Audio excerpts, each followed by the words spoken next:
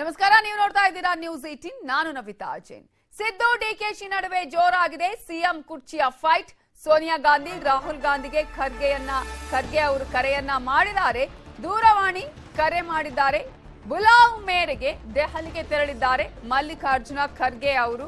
ಈಗಾಗಲೇ ಕಾಂಗ್ರೆಸ್ ಹೈಕಮಾಂಡ್ಗೆ ಅವರು ಕರೆಯನ್ನ ಮಾಡಿ ಇಲ್ಲಿ ಆಗ್ತಾ ಇರುವ ಬೆಳವಣಿಗೆಗಳ ಬಗ್ಗೆ ಮಾಹಿತಿಯನ್ನ ಕೊಟ್ಟಿದ್ದಾರೆ. ಆದ್ರೆ ಖರ್ಗೆ ದೆಹಲಿಗೆ ಭೇಟಿ ಕೊಡ್ತಾ ಇರುವ ಹಿನ್ನೆಲೆಯಲ್ಲಿ ಇವತ್ತು ಶಾಸಕಾಂಗ ಪಕ್ಷದ ಸಭೆ ನಡೆಯೋದು ಡೌಟ್ ಅಂತ ಹೇಳಲಾಗ್ತಾ ಇದೆ. ಒಂದ್ ಕಡೆ ಖರ್ಗೆ ಮೇಲೆ ಸಿದ್ದರಾಮಯ್ಯ ಅವರ ಟೀಮ್ ಒತ್ತಡವನ್ನ ಹೇರ್ತಾ ಇದೆ. ಈ ಹಿನ್ನೆಲೆಯಲ್ಲಿ ಹೈಕಮಾಂಡ್ ಜೊತೆ ಚರ್ಚೆಗೆ ತೆರಳಿದ್ದಾರೆ ಮಲ್ಲಿಕಾರ್ಜುನ ಖರ್ಗೆ ಅವರು. ಬೆಳಗ್ಗೆ ಸೀಕ್ರೆಟ್ ಸಭೆಯ ಬಳಿಕ ಖರ್ಗೆ ಅವರನ್ನ ಭೇಟಿ ಮಾಡಿ ಸಿದ್ದರಾಮಯ್ಯ ಅವರನ್ನೇ ಸಿಎಂ ಮಾಡಬೇಕು ಅಂತ ಸಿದ್ದು ಬೆಂಬಲಿಗರು ಒತ್ತಡ ಹೇರಿದ್ದಾರೆ. ಎಲ್ಲಾ ಶಾಸಕರನ್ನ ಒಪ್ಪಿಸಿ ಸಿದ್ದರಾಮಯ್ಯ ಅವರಿಗೆ ಬೆಂಬಲ ನೀಡುವಂತೆ ಮಾಡುವ ಹೊಣೆಯನ್ನ ಹೊತ್ತಿದ್ದಾರೆ. ಆದ್ರೆ ಈಗ ಎಐಸಿಸಿ ಅಧ್ಯಕ್ಷರು ದೆಹಲಿಗೆ ಹೋಗಿದ್ದಾರೆ ಹೈಕಮಾಂಡ್ ಬುಲಾವ್ ಮೇರೆಗೆ. ಹೈಕಮಾಂಡ್ ಏನ್ ನಿರ್ಧಾರ ಕೈಗೊಳ್ಳುತ್ತೆ ಅನ್ನುವ ಕುತೂಹಲದ ಜೊತೆಗೆ ಇವತ್ತು ಸಿಎಲ್ಪಿ ಮೀಟಿಂಗ್ ನಡೆಯತ್ತಾ ಇಲ್ವಾ, ಶಾಸಕಾಂಗ ಪಕ್ಷದ ಆಯ್ಕೆ ಆಗತ್ತಾ, ಇವತ್ತು ಆ ನಾಯಕ ಯಾರಾಗ್ತಾರೆ, ಸಿಎಂ ಕುರ್ಚಿ ಗಾದಿಯನ್ನ ಅಂದ್ರೆ ಆ ಒಂದು ಗಾದಿಯನ್ನ ಏರುವಂತಹ ನಾಯಕ ಯಾರು, ಸಿದ್ದರಾಮಯ್ಯ ಅವರ ಡಿಕೆಶಿ ಅವರಿಗೆ ಆ ಒಂದು ಪಟ್ಟ ಒಲಿಯತ್ತಾ, ಹೀಗೆ ನೂರಾರು ಪ್ರಶ್ನೆಗಳಿಗೆ ಉತ್ತರ ಇವತ್ತು ಸಿಗುತ್ತಾ ಗೊತ್ತಿಲ್ಲ. ಯಾಕಂದ್ರೆ ಇವತ್ತು ಸಿಎಲ್ಪಿ ಮೀಟಿಂಗ್ ನಡೆಯುತ್ತಾ ಇಲ್ವಾ ಅನ್ನೋದ್ರ ಬಗ್ಗೆ ಇನ್ನೂ ಒಂದು ಸ್ಪಷ್ಟನೆ ಸಿಗಬೇಕು. ಎಐಸಿಸಿ ಅಧ್ಯಕ್ಷರಾಗಿರುವ ಮಲ್ಲಿಕಾರ್ಜುನ ಖರ್ಗೆ ಅವರ ನೇತೃತ್ವದಲ್ಲೇ, ಸಿದ್ದರಾಮಯ್ಯ ಅವರ ನೇತೃತ್ವದಲ್ಲೇ ಇವತ್ತು ಸಿಎಲ್ಪಿ ಮೀಟಿಂಗ್ ನಡೆಯುತ್ತೆ ಅಂತ ಹೇಳಲಾಗಿತ್ತು. ಆದ್ರೆ ಈಗ ದೆಹಲಿಗೆ ಹೋಗಿದ್ದಾರೆ ಖರ್ಗೆ ಅವರು. ರಣದೀಪ್ ಸುರ್ಜೇವಾಲಾ, ವೇಣುಗೋಪಾಲ್ ಅವರ ನೇತೃತ್ವದಲ್ಲಿ ಈಗ ಸಭೆ ನಡೆಯುತ್ತಾ ಅಥವಾ ಇವತ್ತು ನಡೆಯೋದಿಲ್ವಾ, ಇನ್ನಷ್ಟೇ ಇದಕ್ಕೆ ಸ್ಪಷ್ಟತೆ ಸಿಗಬೇಕಾಗಿದೆ. ಬಟ್ ಸಿಎಲ್ಪಿ ಸಭೆ ನಡೆದು ಶಾಸಕಾಂಗ ಪಕ್ಷದ ನಾಯಕ ಯಾರಾಗ್ತಾರೆ ಕಾದು ನೋಡಬೇಕಾಗಿದೆ.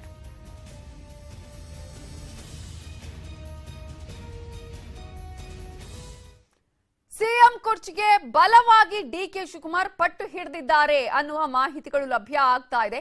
ಹಲವು ಬಾರಿ ಪಕ್ಷದ ವಿಚಾರದಲ್ಲಿ ನಾನು ಸೋತಿದ್ದೇನೆ, ನಾನು ಸೋತು ಸಿದ್ದರಾಮಯ್ಯ ಅವರಿಗೆ ಸಹಕಾರ ಕೊಟ್ಟಿದ್ದೇನೆ ಅನ್ನುವಂತಹ ಮಾತನ್ನ ಈಗ ಡಿಕೆ ಶಿವಕುಮಾರ್ ಅವರು ಹೇಳಿದ್ದಾರೆ. ಅವರು ನನಗೆ ಸಹಕಾರ ಕೊಡುವ ವಿಶ್ವಾಸ ಇದೆ. ಆರಂಭದಲ್ಲಿ ನನ್ನನ್ನ ಮಂತ್ರಿ ಮಾಡದಿದ್ದಾಗ ಅಂದ್ರೆ ಸಿದ್ದರಾಮಯ್ಯ ಅವರ ಸರ್ಕಾರದಲ್ಲಿ 2013ರ ವಿಚಾರವನ್ನ ಈಗ ಪ್ರಸ್ತಾಪ ಮಾಡ್ತಿದ್ದಾರೆ ಡಿಕೆ ಶಿವಕುಮಾರ್ ಅವರು. ನಾನಾಗ ತಾಳ್ಮೆಯಿಂದನೇ ಇದ್ದೆ, ಪರೋಕ್ಷವಾಗಿ ನಾನೇ ಸಿಎಂ ಆಗಬೇಕು ಅನ್ನುವ ವಿಚಾರವನ್ನ ಡಿಕೆಶಿ ಹೇಳಿದ್ದಾರೆ. ಈಗ ಪಕ್ಷವನ್ನ ಕಟ್ಟಿ ಬೆಳೆಸಿದ್ದೇನೆ, ಎಲ್ಲವೂ ಅಜ್ಜಯ್ಯನ ಆಶೀರ್ವಾದ, ಪೀಠ ಏನ್ ಹೇಳುತ್ತೋ ಅದನ್ನ ಮಾಡ್ತೇನೆ ಅಂತ ಹೇಳಿ ತುಮಕೂರಿನ ನೊಣವಿನಕೆರೆ ಅಜ್ಜಯ್ಯನ ಗದ್ದುಗೆಯಲ್ಲಿ ಡಿಕೆಶಿ ಕೊಟ್ಟಂತಹ ಹೇಳಿಕೆ ಇದು. ನಿನ್ನೆ ಅಭೂತಪೂರ್ವ ಗೆಲುವು ಸಿಕ್ಕಿದೆ. ಇವತ್ತು ಅಜ್ಜಯ್ಯನ ಮಠಕ್ಕೆ ಬಂದು ಅಲ್ಲಿ ದೇವರ ದರ್ಶನವನ್ನ ಪಡೆದಿದ್ದಾರೆ. ಇನ್ನು ಮುಂದೆ ಏನಾದ್ರು ನಿಮ್ಗೆ ಯಾಕಷ್ಟೆಲ್ಲ ನೋವು? ನಾವು ಚೆನ್ನಾಗಿದ್ರು ನಿಮ್ಗೆ ಸಮಾಧಾನ ಇಲ್ಲ. ಇಲ್ಲಿ ತನಕ ಹೈಕಮಾಂಡ್ ಡಿಸಿಷನ್ ತಗೊಂಡು ಬಂದಿದೆ, ಅದ್ರ ಪ್ರಕಾರ ನಡ್ಕೊಂಡಿದ್ದಾರೆ. ಹಂಗೆ ಮುಂದೆ ಅವರು ಸಮಾಧಾನ ಇತ್ತು ಇಲ್ಲೋ ನಾನು ಮಾಡುವಾಗ, ಈಗ ನಾನು ಮಾಡಿದ್ಮೇಲೆ ಅವ್ರು ನನ್ಗೆ ಕೋಪರೇಷನ್ ಕೊಟ್ಟಿರುವ ಮಾಡಿದ್ರು. ನನಗೆ ನಾನು ಅವ್ರಿಗೆ ಮಾಡಿದಾಗ ನಾನು ಮಂತ್ರಿ ಇಲ್ಲದೆ ಹೋದಾಗ ನಾನು ತಾಳ್ಮೆಯಿಂದ ಇರ್ಲಿಲ್ಲ. ಯಾವುದು ತೊಂದರೆ ಇಲ್ರಪ್ಪ. ಯಾಕೆ ಯಾವಾಗ ಸರ್ ನಮ್ಮ ಪೀಠ ಏನ್ ಹೇಳ್ತದೆ ಡಿಕೆಶಿಯವರ ಮಾತನ್ನ ಕೇಳಿದ್ರಿ. ಪೀಠ ಏನ್ ಹೇಳುತ್ತೋ ಅದನ್ನ ನಾನು ಮಾಡ್ತೇನೆ ಅಂತ ಹೇಳ್ತಾನೆ.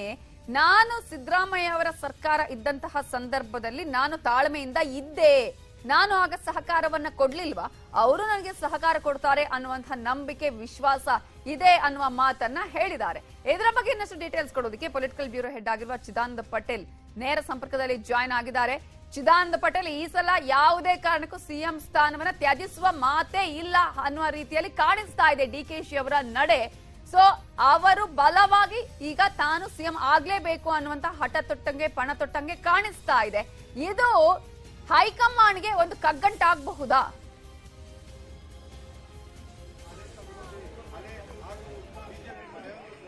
ನವಿತಾ ಜೈನ್ ಈಗಾಗಲೇ ಮುಖ್ಯಮಂತ್ರಿ ಹುದ್ದೆಗೆ ಜಿದ್ದಿಗೆ ಬಿದ್ದಿರುವಂತೆ ಪೈಪೋಟಿ ನಡೆಸುತ್ತಿರ್ತಕ್ಕಂಥ ಒಂದು ಕಡೆ ಸಿದ್ದರಾಮಯ್ಯ, ಮತ್ತೊಂದು ಕಡೆ ಡಿ ಕೆ ಶಿವಕುಮಾರ್ ಅವರು. ಡಿ ಕೆ ಶಿವಕುಮಾರ್ ಈಗಾಗಲೇ ತುಮಕೂರಿನಲ್ಲಿ ಒಂದು ಹೇಳಿಕೆಯನ್ನು ಕೊಟ್ಟಿದ್ದಾರೆ. ನಾನು ಪಕ್ಷ ಸಂಘಟನೆ ಮಾಡಿದೆ. ದಿನೇಶ್ ಗುಂಡೂರಾವ್ ಅವರು ಸೋಲಿನ ನೈತಿಕ ಹೊಣೆ ಹೊತ್ತು ರಾಜೀನಾಮೆಯನ್ನು ಕೊಟ್ಟರು. ರಾಜೀನಾಮೆ ಕೊಟ್ಟ ನಂತರ ನಾನು ಸೋನಿಯಾ ಗಾಂಧಿ ಅವರ ಸೂಚನೆ ಮೇರೆಗೆ ಪಕ್ಷದ ಅಧ್ಯಕ್ಷ ಹುದ್ದೆಯನ್ನ ವಹಿಸಿಕೊಂಡೆ. ಅಧ್ಯಕ್ಷ ಹುದ್ದೆಯನ್ನು ವಹಿಸಿಕೊಂಡ ಮೇಲೆ ಸರ್ಕಾರವನ್ನು ತರುವ ಪ್ರಯತ್ನವನ್ನು ಮಾಡಿದ್ದೇನೆ ಮತ್ತು ಅಧಿಕಾರಕ್ಕೆ ತರುವ ಪ್ರಯತ್ನವನ್ನು ಮಾಡಿದ್ದೇನೆ ಮತ್ತು ಎಲ್ಲರ ಬೆಂಬಲ ಸಿಕ್ಕಿರುವಂತದ್ದು. ನಾನು ಸಿದ್ದರಾಮಯ್ಯನವರು ಮುಖ್ಯಮಂತ್ರಿ ಆದಂತಹ ಸಂದರ್ಭದಲ್ಲಿ ನನ್ನ ಮಂತ್ರಿ ಮಾಡಲಿಲ್ಲ. ಆಗ ನಾನು ಯಾವತ್ತೂ ಕೂಡ ಅವ್ರನ್ನ ಮಂತ್ರಿ ಮಾಡಿ ಅಂತ ಕೇಳಲಿಲ್ಲ.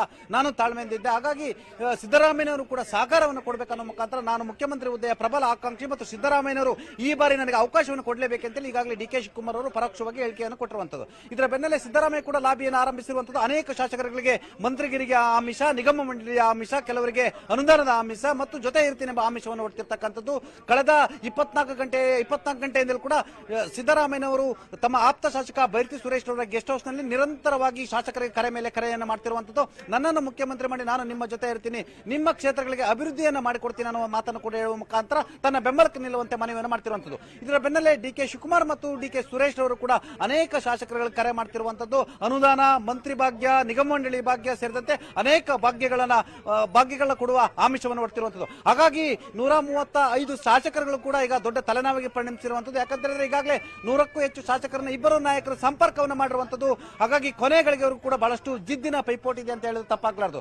ಇವತ್ತು ಸಂಜೆ 6 ಗಂಟೆಗೆ ಕಾಂಗ್ರೆಸ್ನ ಶಾಸಕಾಂಗ ಪಕ್ಷದ ಸಭೆ ಇರತಕ್ಕಂಥದ್ದು. ಶಾಸಕಾಂಗ ಪಕ್ಷದ ಸಭೆಯಲ್ಲಿ ಒನ್ ಟು ಒನ್ ಅಭಿಪ್ರಾಯವನ್ನು ತೆಗೆದುಕೊಳ್ತಿರ್ತಕ್ಕಂಥದ್ದು ಕರ್ನಾಟಕ ಕಾಂಗ್ರೆಸ್ ಉಸ್ತುವಾರಿಯಾಗಿರ್ತಕ್ಕಂಥ ರಣದೀಪ್ ಸಿಂಗ್ ಸುರ್ಜೇವಾಲಾ ಮತ್ತು ಎಐಸಿಸಿ ಪ್ರಧಾನ ಕಾರ್ಯದರ್ಶಿ ಆಗಿರ್ತಕ್ಕಂಥ ಕೆ.ಸಿ. ವೇಣುಗೋಪಾಲ್ ಅವರು ಒನ್ ಟು ಒನ್ ಅಭಿಪ್ರಾಯವನ್ನು ತೆಗೆದುಕೊಳ್ತಿದ್ದಾರೆ. ಹಾಗಾಗಿ ಶಾಸಕರ ನಡೆ ಯಾವ ಕಡೆ ಅನ್ನೋದು ಕೂಡ ಬಹಳಷ್ಟು ಕುತೂಹಲ. ಯಾಕಂತ ಹೇಳಿದ್ರೆ ಇದೊಂದು ರಹಸ್ಯವಾಗಿ ಅಭಿಪ್ರಾಯವನ್ನು ತೆಗೆದುಕೊಳ್ಳೋದ್ರಿಂದ ಇಲ್ಲಿ ಸಿದ್ದರಾಮಯ್ಯ ಪರವಾಗಿ ನಿಲ್ತಾರ, ಡಿ ಕೆ ಶಿವಕುಮಾರ್ ಅವರ ಪರವಾಗಿ ನಿಲ್ತಾರ ಅನ್ನೋದು ಕೂಡ ಸದ್ಯದ ಕುತೂಹಲ. ಒಂದ್ ಕಡೆ ಹಳೆ ಮೈಸೂರು ಭಾಗದ ಶಾಸಕರೆಲ್ಲ ಒಂದ್ ಕಡೆ ಪರೋಕ್ಷವಾಗಿ ಸಿದ್ದರಾಮಯ್ಯನವರಿಗೆ ಬ್ಯಾಟಿಂಗ್ ಅನ್ನ ಮಾಡ್ತಿದ್ರೆ, ಒಕ್ಕಲಿಗ ಶಾಸಕರುಗಳು ಕೂಡ ಸಿದ್ದರಾಮಯ್ಯ ಪರವಾಗಿ ಬ್ಯಾಟಿಂಗ್ ಮಾಡ್ತಿದ್ದಾರೆ. ಉತ್ತರ ಕರ್ನಾಟಕ ಮತ್ತು ಮಧ್ಯ ಕರ್ನಾಟಕದ ಅನೇಕ ಶಾಸಕರುಗಳು ಇದೀಗ ಸಿದ್ದರಾಮಯ್ಯ ಬೆನ್ನಿಗೆ ನಿಂತಿರುವಂತದ್ದು. ಹಾಗಾಗಿ ಸಿದ್ದರಾಮಯ್ಯನವರ ಡಿ ಕೆ ಶಿವಕುಮಾರ್ ಅನ್ನೋದು ಕೂಡ ಸದ್ಯದ ಯಕ್ಷ ಪ್ರಶ್ನೆ ಅಂತ ಹೇಳಲಾಗ್ತದೆ. ಎಲ್ಲವೂ ಕೂಡ 6 ಗಂಟೆಯ ನಂತರ ಗೊತ್ತಾಗಲಿದೆ.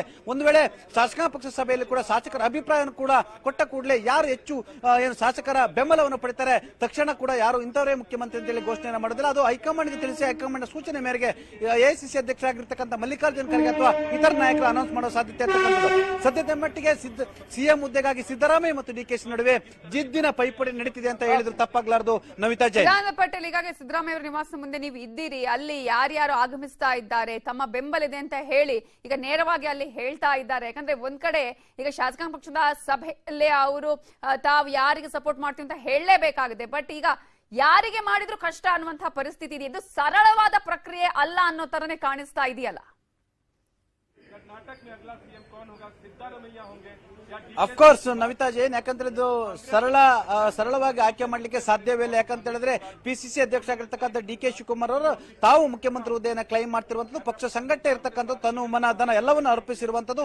ಐಟಿ ಇಡಿ ಸಿಬಿಐ ದಾಳಿ ನಡುವೆ ಕೂಡ, ಕಿರುಕುಳದ ನಡುವೆ ಕೂಡ ನಾನು ಪಕ್ಷ ಸಂಘಟನೆ ಮಾಡಿ ಅಧಿಕಾರಕ್ಕೆ ತಂದಿದ್ದೇನೆ ಅನ್ನುವಂತ ಕ್ಲೈಮ್ ಅನ್ನು ಮಾಡ್ಕೊಂತಿರುವಂತದ್ದು. ಮತ್ತು ಈಗಾಗಲೇ ಮಲ್ಲಿಕಾರ್ಜುನ್ ಖರ್ಗೆ ಸೇರಿದಂತೆ ಹೈಕಮಾಂಡ್ ನಾಯಕರಾಗಿರ್ತಕ್ಕಂಥ ರಾಹುಲ್ ಗಾಂಧಿ ಮತ್ತು ಪ್ರಿಯಾಂಕಾ ವಾದ್ರಾ ಜೊತೆ ಡಿ ಕೆ ಶಿವಕುಮಾರ್ ಅವರು ಮುಖ್ಯಮಂತ್ರಿ ಹುದ್ದೆಯನ್ನು ಕೊಡುವಂತೆ ಮತ್ತು ಮೊದಲ ಅವಧಿಯ ಮುಖ್ಯಮಂತ್ರಿ ಹುದ್ದೆಯನ್ನು ಕೊಡುವಂತೆ ಈಗಾಗಲೇ ದುಂಬಾಲು ಬಿದ್ದಿರುವಂತದ್ದು ಮತ್ತು ಮನವಿಯನ್ನು ಮಾಡ್ತಿರುವಂತದ್ದು. ಮತ್ತೊಂದು ಕಡೆ ಈಗಾಗಲೇ ಲೋಕಸಭೆ ಚುನಾವಣೆ ನಂತರದವರೆಗೆ ಅಂದ್ರೆ 2 ವರ್ಷದವರೆಗೆ ನನ್ನನ್ನು ಮುಖ್ಯಮಂತ್ರಿ ಮಾಡಿ ನಾನು ಮುಖ್ಯಮಂತ್ರಿ ವಿಚಾರದಲ್ಲಿ ತಲೆ ಹಾಕುವುದಿಲ್ಲ, ನನಗೊಂದು ಕೊನೆಯ ಅವಕಾಶ ಕೊಡಿ, ಅಭಿವೃದ್ಧಿಶೀಲ ಮತ್ತು ಗುಡ್ ಅಡ್ಮಿನಿಸ್ಟ್ರೇಷನ್ ಕೊಡ್ತೀನಿ ಅಂತ ಹೇಳಿ ಸಿದ್ದರಾಮಯ್ಯವರು ಇದೀಗ ಹೈಕಮಾಂಡ್ ನಾಯಕರು ಸೇರಿದಂತೆ ಎಐಸಿಸಿ ಅಧ್ಯಕ್ಷ ಮಲ್ಲಿಕಾರ್ಜುನ ಖರ್ಗೆ ಅವರ ಬಳಿ ಕೂಡ ಏನು ಮನವಿಯನ್ನು ಮಾಡಿರುವಂತದ್ದು. ಇದರ ಭಾಗವಾಗಿ ಹಿರಿಯ ಶಾಸಕರಾಗಿರ್ತಕ್ಕಂಥ MB Patil, H K Patil, R V. Deshpande ಜೊತೆ ನಿರಂತರವಾಗಿ ಖಾಸಗಿ ಗೆಸ್ಟ್ ಹೌಸ್ ನಲ್ಲಿ ಸಭೆ ಮೇಲೆ ಸಭೆಗಳನ್ನು ನಡೆಸುತ್ತಿರ್ತಕ್ಕಂಥ ಸಿದ್ದರಾಮಯ್ಯವರು ಶಾಸಕರ ಓಲೈಕೆಯಲ್ಲಿ ನಿರಂತರವಾಗಿ ಪ್ರಯತ್ನವನ್ನು ಮಾಡ್ತಿರುವಂತದ್ದು. ನವಿತಾ ಜೈನ್ ಪಟೇಲ್, ಈಗ ಅಲ್ಲಿನೆಲ್ಲ ಸಿಚುವೇಶನ್ ಅನ್ನ ನೋಡಿದ್ರೆ, ಕಾಂಗ್ರೆಸ್ ನಲ್ಲಿ ಆಗ್ತಾ ಇದ್ದ ಬೆಳವಣಿಗೆಗಳನ್ನ ನೋಡಿದ್ರೆ ಯಾರ ಪರ ಹೆಚ್ಚಿನ ಒಲವು ಇದ್ದ ಹಾಗೆ ಕಾಣಿಸ್ತಾ ಇದೆ ಶಾಸಕರಿಗೆ?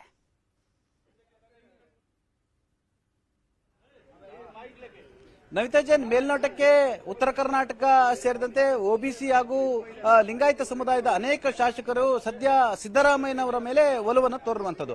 ಹಳೆ ಮೈಸೂರು ಭಾಗ ಮತ್ತು ಒಕ್ಕಲಿಗ ಸಮುದಾಯದವರು ಮತ್ತು ಈ ಚುನಾವಣೆಯಲ್ಲಿ ಬಹಳಷ್ಟು ಜನರಿಗೆ ಟಿಕೆಟ್ ಕೊಡಿಸಿರ್ತಕ್ಕಂಥ ಡಿಕೆಶಿ ಅವರು ಅವರಿಗೆ ಆರ್ಥಿಕ ಸಹಾಯವನ್ನು ಮಾಡಿದ್ದಾರೆ. ಹಾಗಾಗಿ ಎಲ್ಲೊಂದ್ ಕಡೆ ಡಿಕೆಶಿ ಪರವಾಗಿ ಒಂದಷ್ಟು ಇರತಕ್ಕಂಥದ್ದು. ಸದ್ಯದ ಲೆಕ್ಕಾಚಾರದ ಪ್ರಕಾರ ಈಗಾಗಲೇ ಇಬ್ಬರಿಗೂ ಕೂಡ ಒಂದ್ ಕಡೆ ಸಿದ್ದರಾಮಯ್ಯ 60 ಮತ್ತು 40 ಇರ್ತಕ್ಕಂಥದ್ದು. ಆದ್ರೆ ಡಿ ಕೆ ಶಿವಕುಮಾರ್ ಕೂಡ ಯಾವುದೇ ಕಾರಣ ಕೂಡ ಸೋಲನ್ನು ಒಪ್ಕೊಳ್ಳೋದಿಲ್ಲ, ಕೊನೆ ಗಳಿಗೆವರೆಗೂ ಕೂಡ ಅವರು ಹೋರಾಟವನ್ನ ಮಾಡ್ತಾರೆ. ಹಾಗಾಗಿ ಯಾವುದೇ ಗಳಿಗೆಯಲ್ಲಿ ಏನು ಬೇಕಾದ್ರೂ ಆಗ್ಬೋದು. ಹಾಗಾಗಿ ಇಬ್ಬರ ನಡುವೆ ಕೂಡ ಪೈಪೋಟಿ ಇರೋದ್ರಿಂದ ಇಬ್ಬರು ನಾಯಕರುಗಳಿಗೂ ಅನಿವಾರ್ಯವಾಗಿ ಶಾಸಕರ ಬೆನ್ನು ಬಿದ್ದಿರೋ ಅಂದ್ರೆ ಜನರಿಗೆ ಆಮಿಷ ಒಡ್ಡುವಂತಹ ಪ್ರಯತ್ನಗಳು ಆಯ್ತು, ಅದೇ ರೀತಿಯಾಗಿ ಶಾಸಕರಿಗೆ ಆಮಿಷ ಒಡ್ಲಾಗ್ತಿದೆ. ಹಾಗಾದ್ರೆ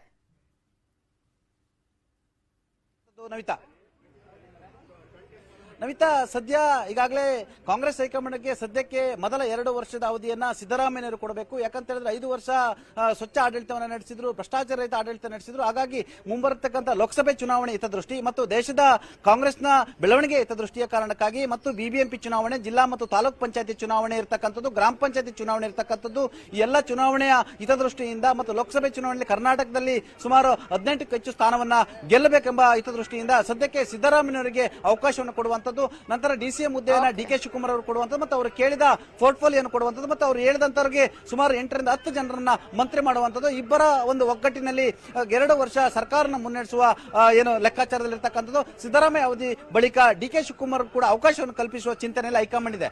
ಆದರೆ ಸದ್ಯದ ಪರಿಸ್ಥಿತಿಯಲ್ಲಿ ಎಲ್ಲ ಒಂದ್ ಕಡೆ ಡಿಕೆ ಶಿವಕುಮಾರ್ ಅವರು ಮುಖ್ಯಮಂತ್ರಿ ಹುದ್ದೆಗಾಗಿ ಪಟ್ಟು ಹಿಡಿದ್ರಿಂದ ಅನಿವಾರ್ಯವಾಗಿ ಈಗ ಪೈಪೋಟಿ ಆಗಿರುವಂತದ್ದು. ಇದೇ ಕಾರಣಕ್ಕಾಗಿ ಶಾಸಕಾಂಗ ಪಕ್ಷದ ಸಭೆಯನ್ನ ಕರೆದು ಆ ಮುಖಾಂತರ ಶಾಸಕರ ಅಭಿಪ್ರಾಯವನ್ನು ಪಡೆದುಕೊಂಡು ಅಂತಿಮವಾಗಿ ಯಾರಿಗೆ ಹೆಚ್ಚು ಶಾಸಕರ ಬಲ ಇರುತ್ತೆ ಅಂತವರನ್ನ ಮುಖ್ಯಮಂತ್ರಿ ಎಂದು ಘೋಷಣೆ ಮಾಡಲಿಕ್ಕೆ ಕಾಂಗ್ರೆಸ್ ಹೈಕಮಾಂಡ್ ತೀರ್ಮಾನ ಮಾಡಿರುವಂತದ್ದು. Navita, okay, thank you Patel ಡೀಟೇಲ್ಸ್ಗೆ. ಬೆಳಗಿನಲ್ಲಿ ಬೆಳವಣಿಗೆಗಳನ್ನ ನಾವು ಗಮನಿಸ್ತಾ ಇದ್ದೀವಿ. ಒತ್ತಡ ಹೇರುವಂತಹ ತಂತ್ರ ಆಗ್ತಾ ಇದೆ. ಇಲ್ಲಿ ಸಿದ್ದರಾಮಯ್ಯ ಅವರ ಬಣ ಆಲ್ರೆಡಿ ಈ ಕೆಲಸ ಮಾಡ್ತಾ ಇದೆ. ಹಾಗಾದ್ರೆ ಇವತ್ತು ಬೆಳಗಿನಿಂದ ನಡೆದಂತಹ ಬೆಳವಣಿಗೆಗಳೇನೇನು, ಯಾರ್ಯಾರು ನಾಯಕರು ಏನ್ ಹೇಳಿದ್ದಾರೆ ಇದೇ ವಿಚಾರಕ್ಕೆ ಸಂಬಂಧಪಟ್ಟಂತೆ ಕಾಂಗ್ರೆಸ್ ನಾಯಕರ ಮಾತು ಕೇಳೋಣ. ನೋಡಿ, ಇವತ್ತು ಸಂಜೆ ಸಿಎಂಪಿ ಸಭೆ ಇದೆ. ಎಲ್ಲ ಶಾಸಕರ ಅಭಿಪ್ರಾಯ ಕೂಡ ತಗೊಳ್ತಾರೆ. ಮತ್ತೆ ಯಾವ ರೀತಿಯಾಗಿ ತೀರ್ಮಾನ ಹೈಕಮಾಂಡ್ ಮಾಡ್ತದೆ ಎಲ್ಲ ಸುಸೂತ್ರವಾಗಿ ಆಗ್ತದೆ. ನನಗಂತೂ ಅನ್ಸುತ್ತೆ ಯಾವ ತೊಂದರೆ ಇರೋದಿಲ್ಲ. ಅದರಿಂದ ಯಾವ ಗೊಂದಲ ಏನಿಲ್ಲ. ಅದೆಲ್ಲ ನಾವು ಇಲ್ಲಿ ಹೇಳಕ್ಕಾಗಲ್ಲ ಅಲ್ಲ. ಇವತ್ತು ಒಳ್ಳೆ ಆಡಳಿತ ಕೊಡುವಂತ ವ್ಯಕ್ತಿಗಳು ಆ ಸ್ಥಾನದಲ್ಲಿ ಕೂತ್ಕೋಬೇಕು. ಈ ರಾಜ್ಯವನ್ನ ಒಳ್ಳೆಯ ದಿಕ್ಕಿನಲ್ಲಿ ತಗೊಂಡು ಹೋಗ್ಬೇಕು. ಈಗ ಈ ರಾಜ್ಯದ ಆಡಳಿತ ಕುಸಿದೋಗಿದೆ, ಸರಿಪಡಿಸುವಂತ ಒಬ್ಬ ಒಳ್ಳೆಯ ವ್ಯಕ್ತಿ ಕೂತ್ಕೊಂಡು ಆಡಳಿತ ಮಾಡ್ತಕ್ಕಂಥ ಒಳ್ಳೆಯ ಮಂತ್ರಿಮಂಡಲ ಆಗಬೇಕು. ಮತ್ತು ಎಲ್ಲರೂ ಕೂಡ ಸಹಕಾರ ನಾವೆಲ್ಲರೂ ಕೂಡ ಕೊಡಬೇಕಾಗ್ತದೆ. ಜಿದ್ದಾಜಿದ್ ಮಾಡುವಂತ ಪ್ರಶ್ನೆ ಇಲ್ಲ. ಯಾಕಂದ್ರೆ ಜನ ನಮ್ಮ ಮೇಲೆ ವಿಶ್ವಾಸ ಇಟ್ಟು ಇಷ್ಟು ಬಹುಮತ ಕೊಟ್ಟಿದ್ದಾರೆ. ಸಿದ್ದರಾಮಯ್ಯನವರು, ಶಿವಕುಮಾರ್ ಅವರು ಎಲ್ಲರೂ ಕೂಡ ಬಹಳಷ್ಟು ಅವರ ಮುಂಚೂಣಿಯಲ್ಲಿ ಇದ್ದಂಥವ್ರು. ಮುಂದೆ ಏನ್ ತೀರ್ಮಾನ ಆಗುತ್ತೆ, ಖರ್ಗೆ ಸಾಹೇಬರಿದ್ದಾರೆ, ವೇಣುಗೋಪಾಲ್ ಸಚಿವರಿದ್ದಾರೆ. ಏನು ನಾವು ಹೈಕಮಾಂಡ್ಗೆ, ನಮ್ಮ ಪಕ್ಷದ ಅಧ್ಯಕ್ಷರಾದಂಥ ಡಿ ಕೆ ಶಿವಕುಮಾರ್ ಅವ್ರಿಗೆ, CLP ನಾಯಕರಾದಂಥ ಸಿದ್ದರಾಮಯ್ಯ ಸಾಹೇಬ್ರಿಗೆ ನಾವೊಂದು ಭಾಷೆಯನ್ನು ಕೊಟ್ಟಿದ್ವಿ. ಬೆಳಗಾವಿ ಜಿಲ್ಲೆಯ ಎಲ್ಲ ಮುಖಂಡರು ಕಲೆಕ್ಟಿವ್ ಲೀಡರ್ಶಿಪ್ನಲ್ಲಿ ಸತೀಶಣ್ಣ ಜಾರಕಿಹೊಳಿ ಅವರ ನೇತೃತ್ವದಲ್ಲಿ ಜಿಲ್ಲೆಯಲ್ಲಿ ಕನಿಷ್ಠ 12 ಸೀಟ್ಗಳನ್ನು ನಾವು ತಗೊಂಡು ಹೋಗ್ತೀವಿ ಅಂತ. ಬೆಳಗಾವಿ ಜಿಲ್ಲೆ ರಾಜಕಾರಣದ ಇತಿಹಾಸದಲ್ಲಿ ಇಷ್ಟೊಂದು 11 ಸೀಟ್ಗಳು ಕಾಂಗ್ರೆಸ್ ಸೀಟ್ಗಳು ಇನ್ನೂವರೆಗೂ ಬಂದಿರಲಿಲ್ಲ.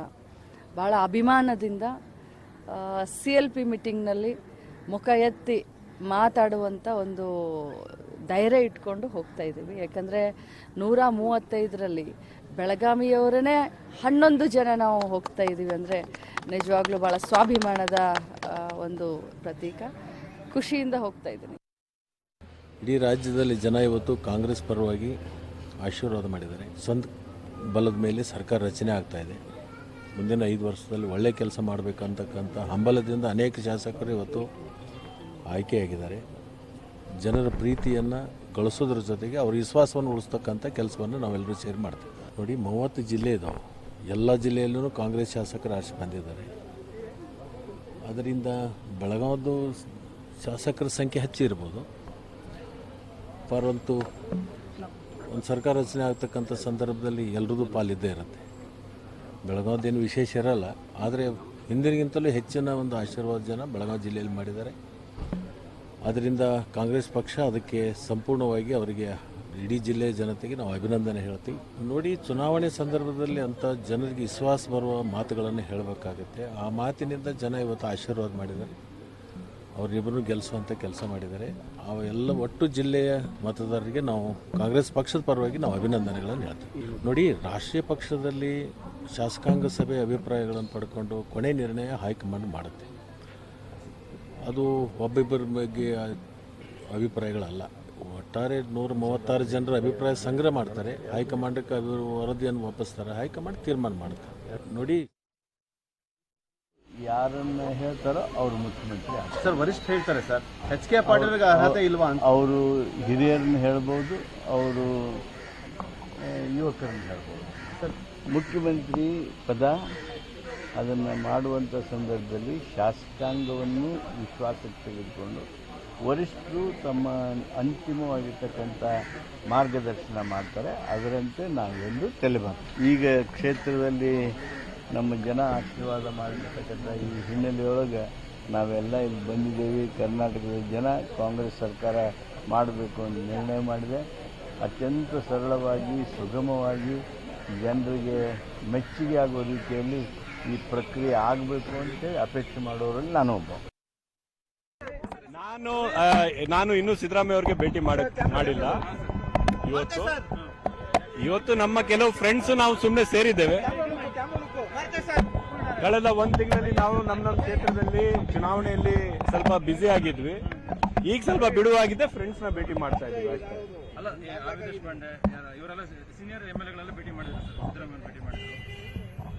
ಹೌದು, ಎಲ್ಲ MLAs ಈಗ ಸಿದ್ದರಾಮಯ್ಯ ಅವರು ಕಾಂಗ್ರೆಸ್ ಲೆಜಿಸ್ಲೇಚರ್ ಪಾರ್ಟಿ ಲೀಡರ್ ಆಗಿದ್ದಾರೆ, ನಮ್ಮೆಲ್ಲರ ನಾಯಕರಾಗಿದ್ದಾರೆ. ಅವ್ರಿಗೂ ಭೇಟಿ ಮಾಡ್ತೀವಿ, DK ಶಿವಕುಮಾರ್ ಅವ್ರಿಗೂ ಭೇಟಿ ಮಾಡ್ತೀವಿ. ಅದು ಸಹಜ ಅಲ್ವಾ? ಸೊ ಅದೇ ಬೇರೆ. ಇವತ್ತು ಶಾಸಕಾಂಗ ಪಕ್ಷದ ಸಭೆ ಕರೆದು ನಮ್ಮೆಲ್ಲರ ಅಭಿಪ್ರಾಯವನ್ನು ಕೇಳಿದಾಗ ನಾವು ಮಾತನಾಡ್ತೀವಿ. ಅಲ್ಲಿ ಬಹಳ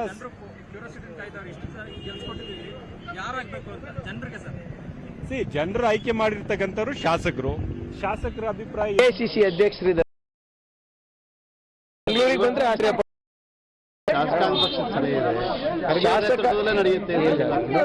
ಯಾವುದೇ ಶಾಸಕಾಂಗ ಪಕ್ಷದಲ್ಲಿ AICC ಅಧ್ಯಕ್ಷರು ಕೂಡಲಿಲ್ಲ. ಏನಾದರೂ ವಿಶೇಷವಾದಂಥ ಆಹ್ವಾನ ಮಾಡಿದ್ರೆ ಮಾತ್ರ ಬರ್ಲಿಕ್ಕೆ ಸಾಧ್ಯ ಇರ್ತದೆ. ಇವತ್ತು ಅವ್ರಿಗೆ ಬೇರೆ ಕೆಲಸದಿಂದ ಅವರು ಡೆಲ್ಲಿಗೆ ಹೋಗಿದ್ರಲ್ಲಿ ಅದರಲ್ಲಿ ಯಾವುದೇ ಆಶ್ಚರ್ಯನೂ ಪಡಬೇಕಾಗಿಲ್ಲ, ಆತಂಕನೂ ಪಡಬೇಕಾಗಿಲ್ಲ. ನೋಡಿ, ಅಭಿಪ್ರಾಯ ಸಂಗ್ರಹಣೆ ಮಾಡೋದು ಅಬ್ಸರ್ವರ್ಸು, AICC ಅಧ್ಯಕ್ಷರಲ್ಲ. ಈಗ ಬಹುಶಃ ಇನ್ನು ಕೆಲವು ಗಂಟೆಗಳಲ್ಲಿ ಅಬ್ಸರ್ವರ್ಸ್ನ ನೇಮಕ ಮಾಡ್ತಾರೆ. ಅದಾದಮೇಲೆ ಇದು ಶಾಸಕಾಂಗ ಏನು ನಮ್ಮ CLP ನಡೀತದೆ. ಅದಾದಮೇಲೆ ಏನು ನಿರ್ಣಯಗಳು ತಗೋಬೇಕು, ಅದು ಏನು ಪ್ರೊಸೆಸನ್ನು ಎಸ್ಟಾಬ್ಲಿಷ್ ಮಾಡಬೇಕು, ಅದನ್ನು ಮಾಡಿದ್ಮೇಲೆ ಒಂದು ಸೂಕ್ತವಾದಂಥ ನಿರ್ಧಾರ ಕೈಗೊಳ್ತಾರೆ. ನಮ್ಮ ಪಕ್ಷದಲ್ಲಿ ಡೆಪ್ತ್ ಆಫ್ ಲೀಡರ್ಶಿಪ್ ಇದೆ. BJPನಲ್ಲಿ ಆ ನಾಯಕತ್ವದ ಕೊರತೆ ಎದ್ದು ಕಾಣಿತ್ತು ನಮಗೆ. ಮುಖ್ಯಮಂತ್ರಿಗಳಿದ್ರೂ ಕೂಡ ಮುಖ್ಯಮಂತ್ರಿಗಳ ನೇತೃತ್ವದಲ್ಲಿ ಹೋಗ್ತಾ ಇದ್ದೀವಿ ಅಂತ ಏನು ಹೇಳಷ್ಟು ಕೂಡ ಧೈರ್ಯ BJPಯವರಿಗೆ ಇಲ್ಲ. ಇಲ್ಲಿ ನಮ್ಮ ಪಕ್ಷದಲ್ಲಿ ಎಲ್ಲರೂ ಒಗ್ಗಟ್ಟಾಗಿದ್ದೀವಿ. ಈ ಚುನಾವಣೆ ಏನಿದೆ ಒಂದು ಭಾಳ ಕಷ್ಟಪಟ್ಟು ಎಲ್ಲರೂ ಗೆದ್ದಿದ್ದಾರೆ. ಸೊ ಆದ್ದರಿಂದ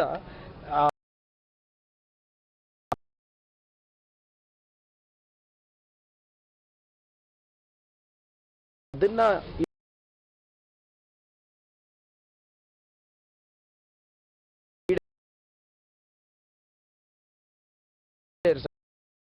ಸಾಧ್ಯತೆ ಇದೆ.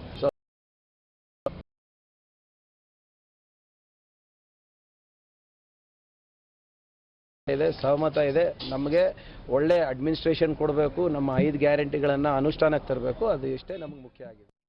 ಸಿಎಂ ಯಾರಾಗ್ತಾರೆ ಅನ್ನುವಂತಹ ಪ್ರಶ್ನೆಗೆ ಉತ್ತರ ಯಾವಾಗ ಸಿಗುತ್ತೆ ಗೊತ್ತಿಲ್ಲ. ಇವತ್ತು ಸಿಕ್ಕರೂ ಸಿಗಬಹುದು, ಸಿಗದೇನೂ ಇರಬಹುದು. ಆದ್ರೆ ಸಿಎಂ ಯಾರು ಅಂತ ಇವತ್ತು ನಿರ್ಧಾರ ಆಗತ್ತೆ. ಮೂಲ ವಲಸಿಗ ಅನ್ನುವ ಭಾವನೆ ಕಾಂಗ್ರೆಸ್ನಲ್ಲಿ ಇಲ್ಲ. ಇವತ್ತೇ ಎಲ್ಲ ಫೈನಲ್ ಆಗತ್ತೆ ಅನ್ನೋದು ದಿನೇಶ್ ಗುಂಡೂರಾವ್ ಅವರ ಮಾತು. ಸಿಎಂ ಯಾರಾಗ್ತಾರೆ ಅನ್ನುವಂತ ನಿಟ್ಟಲ್ಲಿ ಕುತೂಹಲ ಶಾಸಕ ದಿನೇಶ್ ಗುಂಡೂರಾವ್ ಇದ್ದಾರೆ. ಮಾತಾಡಿದ್ದೀನಿ ಸರ್, ಸಿಎಂ ಅಭ್ಯರ್ಥಿ ಯಾರಾಗ್ತಾರೆ ಅನ್ನುವಂತ ಒಂದು ಕ್ಯೂರಿಯಾಸಿಟಿ ಮೂಡಿದೆ. ತಮ್ಮ ಹಿರಿಯ ಶಾಸಕರಿದ್ದೀರಾ, ಯಾರಾಗ್ಬೋದು ಸರ್? ಅದು ಎಲ್ಲ ಅಭಿಪ್ರಾಯ ಸಂಗ್ರಹಣೆ ಆಗಿ ತೀರ್ಮಾನ ಮಾಡಿ ನಮ್ಮ ವರಿಷ್ಠರು ತೀರ್ಮಾನ ಮಾಡ್ತಾರೆ. ಅದರಿಂದ ಇದನ್ನ ಒಂದು ಒಳ್ಳೆ ರೀತಿಯಲ್ಲಿ ಆಗ್ತಕ್ಕಂಥದ್ದು ಬಹಳ ಮುಖ್ಯ. ಯಾರು ಇದು ಜಿದ್ದಿನಿಂದ ಆಗ್ತಕ್ಕಂಥದ್ದು ಅವಶ್ಯಕತೆ ಇರೋದಿಲ್ಲ. ನಾವು ಕೂತು ಚರ್ಚೆ ಮಾಡಿ ಒಂದು ತೀರ್ಮಾನಕ್ಕೆ ಬರ್ತಕ್ಕಂಥದ್ದು ಆದರೆ ಆ ಥರನೇ ಆಗಬೇಕು. ಸೊ ಖಂಡಿತವಾಗಿ ನನ್ನ ಪ್ರಕಾರ ಏನು ತೊಂದರೆಗಳಾಗೋದಿಲ್ಲ, ಸುಸೂತ್ರವಾಗೆಲ್ಲ ನಡೀತದೆ. ತಾವು ಹಿರಿಯ ಶಾಸಕರಿದ್ದೀರಾ, ಹೈಕಮಾಂಡ್ ಯಾವ ಮಾನದಂಡವನ್ನ ಅನುಸರಿಸಿದ್ರೆ ಬೆಸ್ಟ್ ಈ ಅಭ್ಯರ್ಥಿ ಆಯ್ಕೆ ವಿಚಾರದಲ್ಲಿ? ನಾವು ಎಲ್ಲೆಲ್ಲಿ ಚರ್ಚೆ ಮಾಡಬೇಕು ಚರ್ಚೆ ಮಾಡ್ತೀವಿ. ಆದರೆ ಒಳ್ಳೆ ಆಡಳಿತ ಕೊಡಬೇಕು, ನಾವು ಒಳ್ಳೆ ಸರ್ಕಾರ ನಡೆಸಬೇಕು. ಮತ್ತು ಇವತ್ತಿನ ವ್ಯವಸ್ಥೆ ಬಹಳಷ್ಟು ಇವತ್ತು ಕುಲುಗೆಟ್ಟೋಗಿದೆ. ಅದನ್ನು ಸರಿಪಡಿಸತಕ್ಕಂಥ ಅವಶ್ಯಕತೆ ಕೂಡ ಇದೆ. ಒಂದು ದಕ್ಷ ಆಡಳಿತಗಾರರು ಮತ್ತು ಒಳ್ಳೆ ಮಂತ್ರಿಮಂಡಲ ಇದೆಲ್ಲ ಆದ್ರೆ ಜನರಿಗೆ ವಿಶ್ವಾಸ ಬರ್ತದೆ. ಸೊ ಅದೆಲ್ಲ ಗಮನ ಇಟ್ಕೊಂಡೇ ತೀರ್ಮಾನಗಳು ಮಾಡಬೇಕು. ಸರ್, ಉಪಮುಖ್ಯಮಂತ್ರಿ ಹುದ್ದೆಗಳು ಸೃಷ್ಟಿ ಅಂತ ಹೇಳ್ತಾರೆ, ಅಂತದೊಂದು ಅಗತ್ಯ ಇದೆ, ಅಂತದೊಂದು ಚರ್ಚೆ ಏನಾದ್ರು ನಡೆದಿದೆ ಸರ್ ಪಕ್ಷದಲ್ಲಿ? ಅದರ ಬಗ್ಗೆ ಯಾವ ಮಾಹಿತಿ ಇಲ್ಲ. Thank you. ಸೊ ಇದಿಷ್ಟು ಶಾಸಕ ದಿನೇಶ್ ಗುಂಡೂರು ಅವರವರ ಮಾತು. ಕ್ಯಾಮರಾಮನ್ ಗುರುಶೇಖರ್ ಜೊತೆ ಯಬ್ಬಾಕ Thimmegowda, news 18 Kannada, Bengaluru. Welcome back. AICC ಅಧ್ಯಕ್ಷ ಮಲ್ಲಿಕಾರ್ಜುನ ಖರ್ಗೆ ದೆಹಲಿಗೆ ಹೋಗಿದ್ದು ಯಾಕೆ? ಅವರು ಕನ್ನಡಿಗರೇ ಆಗಿರೋದ್ರಿಂದ ಪಕ್ಷಪಾತದಿಂದ ದೂರ ಉಳಿಯುವಂತಹ ಸಾಧ್ಯತೆ ಇದೆ. ಇಲ್ಲದ್ರೆ ಪಕ್ಷಪಾತ ಆಗತ್ತೆ. ಯಾಕಂದ್ರೆ ಯಾರೇ ಈಗ ನಿಂತರೂ ಕೂಡ, ಯಾರೇ ಒತ್ತಡ ಹಾಕಿದ್ರು ಅವ್ರು ಯಾರ ಪರವಾಗಿಯೂ ನಿಲ್ಲುವಂತಹ ಸಾಧ್ಯತೆ ಬಹಳ ಕಡಿಮೆ. ಅಧ್ಯಕ್ಷ ಸ್ಥಾನದ ಜವಾಬ್ದಾರಿಯಂತೆ ಪ್ರಮುಖ ನಾಯಕರು ಚರ್ಚೆಯನ್ನ ಮಾಡ್ತಾರೆ. ಸೋನಿಯಾ ಗಾಂಧಿ, ರಾಹುಲ್ ಗಾಂಧಿ ಅವರ ಜೊತೆ ಇವರು ಪ್ರತ್ಯೇಕವಾಗಿ ಚರ್ಚೆಯನ್ನ ಮಾಡ್ತಾರೆ. ಸಿಎಂ ಆಯ್ಕೆಗೆ ವೀಕ್ಷಕರನ್ನ ಅಂದ್ರೆ ಅಬ್ಸರ್ವರ್ಸ್ ಅನ್ನ ಆಲ್ರೆಡಿ ನೇಮಕ ಮಾಡಿದೆ ಕಾಂಗ್ರೆಸ್. ದೆಹಲಿಯಿಂದ 3 ಜನ ವೀಕ್ಷಕರು ಬರ್ತಾರೆ. ಅವರು ಅಭಿಪ್ರಾಯವನ್ನ ಸಂಗ್ರಹ ಮಾಡ್ತಾರೆ. ಯಾರ್ಯಾರ ಶಾಸಕರ ಒಲವು ಯಾರ ಕಡೆಗೆ ಇದೆ, ಯಾವ ಶಾಸಕ ಯಾರಿಗೆ ಸಿಎಂ ಸ್ಥಾನ ಕೊಡಬೇಕು ಅಥವಾ ಶಾಸಕಾಂಗ ನಾಯಕನಾಗಿ ಆಯ್ಕೆ ಮಾಡಬೇಕು ಅಂತ ಹೇಳ್ತಾರೆ. ಒಟ್ಟಾರೆ ಶಾಸಕರ ಒಲವು ಯಾರಿಗಿದೆ ಅನ್ನೋದರ ಮಾಹಿತಿಯನ್ನು ಅವರು ಪಡ್ಕೊಳ್ತಾರೆ. ಇಲ್ಲೇ ಅಭಿಪ್ರಾಯವನ್ನ ಸಂಗ್ರಹ ಮಾಡಿ ಹೈಕಮಾಂಡ್ಗೆ ರವಾನೆ ಮಾಡ್ತಾರೆ. ದೆಹಲಿಯಲ್ಲಿ ಚರ್ಚೆಯಾಗುತ್ತೆ. ದೆಹಲಿಯಲ್ಲಿ ಚರ್ಚೆ ಮಾಡಿ ಸಿಎಂ ಅಭ್ಯರ್ಥಿಯ ಆಯ್ಕೆಯಾಗುತ್ತೆ. ಇದೇ ಕಾರಣಕ್ಕಾಗಿ ದೆಹಲಿಗೆ ತೆರಳಿದ್ದಾರೆ ಮಲ್ಲಿಕಾರ್ಜುನ ಖರ್ಗೆ ಅವರು. ಎಲ್ಲವೂ ಪಕ್ಷದ ಮಾರ್ಗಸೂಚಿಯಂತೆಯೇ ತೀರ್ಮಾನ ಆಗುತ್ತೆ. ಈಗ ಪ್ರಿಯಾಂಕ್ ಖರ್ಗೆ ಅವರು ಮಾತನಾಡ್ತಾ ಹೇಳ್ತಾ ಇದ್ರು, ಯಾವ ಅಧ್ಯಕ್ಷರು ಅಂದ್ರೆ ಎಐಸಿಸಿ ಅಧ್ಯಕ್ಷರು ಇಲ್ಲಿ ಬಂದು ಮೀಟಿಂಗ್ ಮಾಡುವಂತದ್ದು ಅಥವಾ ಶಾಸಕ ಪಕ್ಷದ ನಾಯಕನ ಆಯ್ಕೆ ಮಾಡುವಂತದ್ದು, ಆ ಮೀಟಿಂಗ್ ಅಲ್ಲಿ ಪಾಲ್ಗೊಳ್ಳೋದು ಯಾವತ್ತೂ ಕೂಡ ಇಲ್ಲ. ಹಾಗಾಗಿ ಮಲ್ಲಿಕಾರ್ಜುನ ಖರ್ಗೆ ಅವರ ಅವಶ್ಯಕತೆ ಇಲ್ಲಿ ಇಲ್ಲ ಅನ್ನುವಂತಹ ಮಾತನ್ನ ಹೇಳ್ತಾ ಇದ್ರು. ಸೊ ಅಧ್ಯಕ್ಷ ಸ್ಥಾನದ ಜವಾಬ್ದಾರಿಯಂತೆ ಈಗ ಪ್ರಮುಖ ನಾಯಕರ ಜೊತೆ ಮಲ್ಲಿಕಾರ್ಜುನ ಖರ್ಗೆ ಅವರು ಚರ್ಚೆಯನ್ನ ಮಾಡ್ತಾರೆ. ಆ ನಂತರ ಸೋನಿಯಾ, ರಾಹುಲ್ ಗಾಂಧಿ ಅವರ ಜೊತೆ ಪ್ರತ್ಯೇಕವಾಗಿ ಚರ್ಚೆಯನ್ನ ಮಾಡಿದ ಬಳಿಕ ಸಿಎಂ ಆಯ್ಕೆಗೆ ಆಲ್ರೆಡಿ ಈಗ ವೀಕ್ಷಕರನ್ನ ಕಳುಹಿಸಿದೆ, ನೇಮಕ ಮಾಡಿದೆ ಕಾಂಗ್ರೆಸ್. ಆ 3 ವೀಕ್ಷಕರು ಯಾವ ಅಭಿಪ್ರಾಯವನ್ನ ಕೊಡ್ತಾರೆ ಅನ್ನೋದರ ಮೇಲೆ ಶಾಸಕಾಂಗ ಪಕ್ಷದ ನಾಯಕನ ಆಯ್ಕೆಯಾಗತ್ತೆ.